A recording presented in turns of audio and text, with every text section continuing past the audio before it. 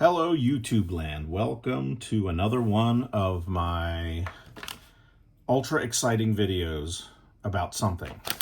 And today's something is a product that I have been developing.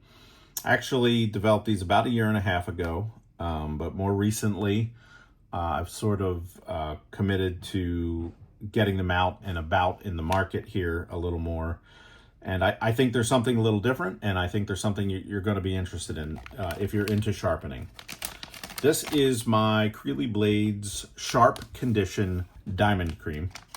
That's my card. That's me. I sell them on my site in a variety, a 3-pack variety pack. I think down the road I'm going to have a 3-pack of single grit, whichever you want. Right now they come in 1 grit, 1 micron grit, 3 micron grit, and 6 micron grit. They are color coordinated. So what, you can't really see them like that, can you? All right. Oh, and just, just for the Gen Xers out there, this is a holographic envelope, because as a child of the 80s, I think that's cool. This is my card. You already know that. All right. The ladies down like this so you can see them. So 1, 3, and 6. These have it in Sharpie, but in upcoming batches, they're actually going to be integrated into the sticker that's on the bottle. So what is so different about the Creely Blades Sharp Condition? Why would you care? What is different than other stuff that's out there? Stroppy compound, or used to be Ken Schwartz. I don't know if that's still available or not. I've used just about every one of these products on the market. And so what is it? These are liquid that has diamond abrasive in it, and it's for a leather strop. Now, a lot of guys use like wax-based aluminum oxide buffing compound. Bad idea. If you're doing that, shame on you. To say, with new modern steels, these diamond emulsions are really effective for honing your last few steps. So you've got your sharpening system, you got your burr, now you want to use this. So what's different about this than those other competing products? Well, first is the ease of application.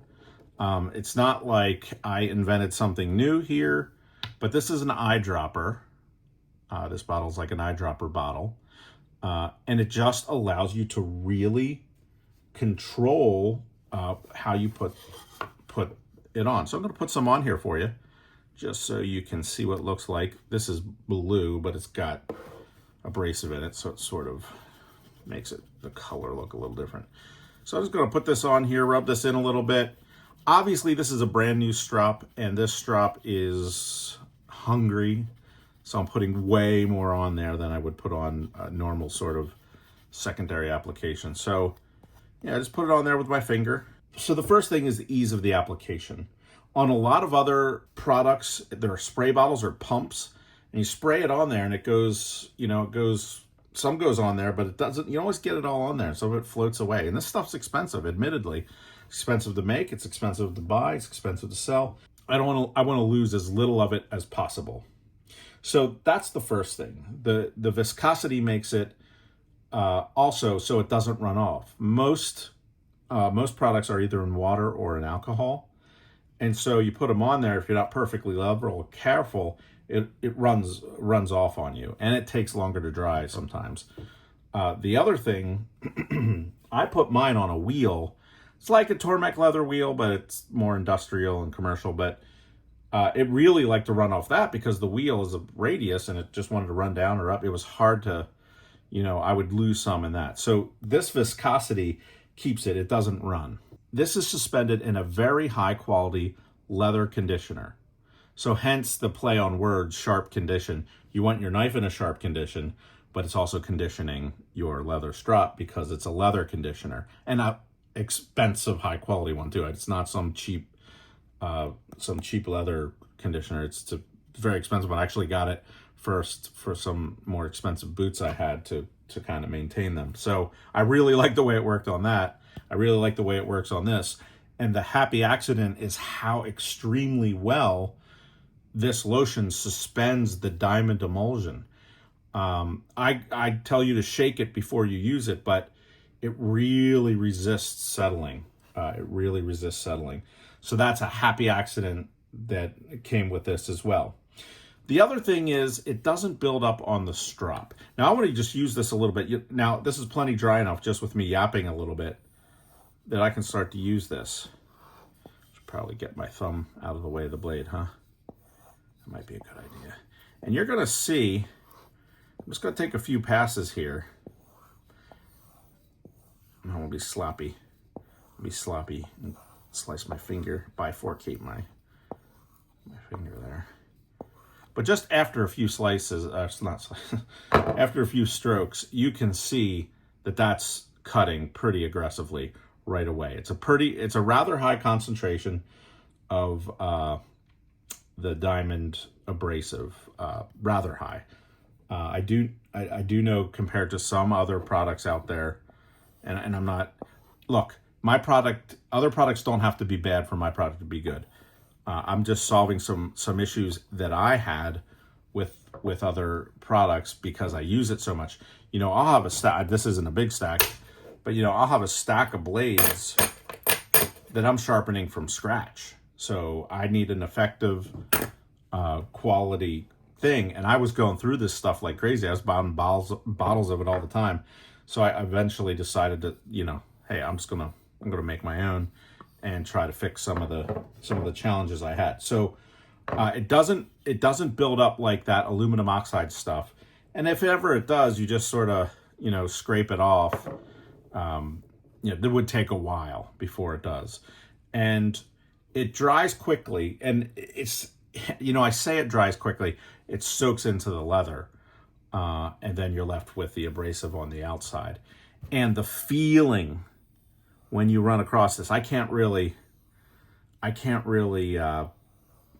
exactly demonstrate how it feels, but I can just tell you, it's a really good feeling. You feel a little resistance, but it's a smooth, sort of waxy feeling as you're going over the blade. Now, I've only been going over this a little bit, and you can already see. Now, I sharpened this knife, so it's relatively sharp, you know, before, but I have used it some. I don't know if I'm catching the light on there, but I don't know that I'd say it's a mirror. Maybe I'll take a microscope picture for you and show you what just doing this does to the edge for a little while. So anyway, thanks for stopping by. If you're making your own strop, I like to use really thin, like 3-4 ounce leather that split. They split it. So you have the finished side. I like to use the back side, but when it's split down this thin, this back side is a very tight weave compared to, say, this, which is a very thick leather. I mean, you can compare those two. This is much more coarse. I just happen to have this piece of leather around, and I 3D printed this strop deal. But this is the really thin stuff. I really like that for a strop. This is basswood. Now, if you talk to some of the guys that really like the strop, Mike Christie in particular, but Scott Gunn likes it too. Basswood itself, so for instance, say we want to put a little red on here. The red turns into pink. It starts at red. It says red, but it's really pink. Let's call it salmon. How about that? But rub that in. You can use the backside of the basswood.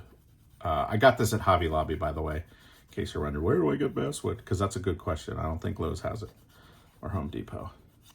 But that's the basswood. I would let it dry for 10 minutes or so. It doesn't soak in as quickly as the leather does, but it works just fine on there. So now you have a 3 and now you have a 1. So pretty cool. And I actually got that thin leather at Hobby Lobby as well. So thanks for tuning in. I hope you guys give this a try. Knife Center has some at the moment. You can get it on my website. And I think some other folks are going to have it here in time. I know I've talked to a couple other distributors that specialize in this stuff. But thanks for tuning in. If you have any questions about it, leave them in the comments. I try to answer the comments as I can, as long as you're friendly and nice. We like nice people. So have a great day. Thanks for tuning in. We'll see you on the next one.